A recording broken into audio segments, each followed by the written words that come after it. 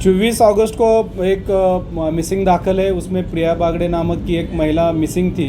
उसके इन्वेस्टिगेशन में हमको आगे इन्वेस्टिगेशन में पता चला कि उसका जो ये था फ्रेंड था, जो उसके साथ उसका लास्ट लोकेशन मिला था।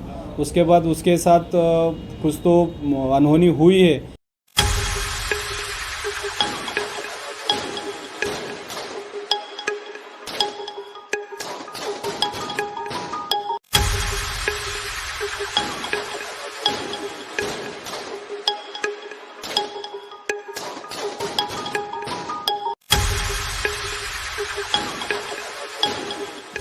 चौबीस साल की युवती, 57 साल का आदमी, ऑफिस में काम करते करते युवती और मालिक के बीच प्रेम संबंध बन गए। इसके बाद दोनों घूमने फिरने लगे।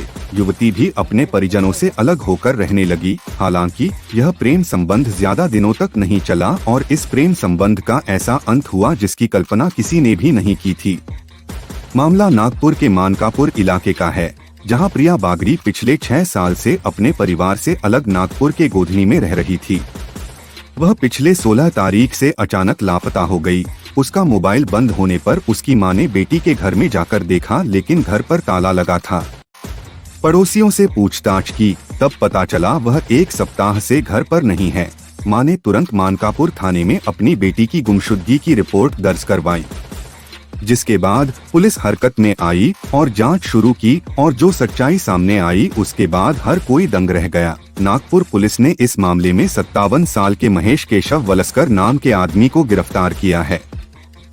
पुलिस के अनुसार महेश केशव वलस्कर नागपुर के ग्रामीण इलाके रामटेक में एक रिसोर्ट चलाता है। प्रिया और महेश की मुलाकात 8 साल पहले हुई थी, जब महेश दूध पाउडर की एक कंपनी चलता था। तब प्रिया उसी कंपनी में काम करती थी और तभी महेश प्रिया के बीच प्रेम पनपा, जिसके बाद प्रिया अपने मां का घर छोड़ एक अलग घर लेकर रहने लगी।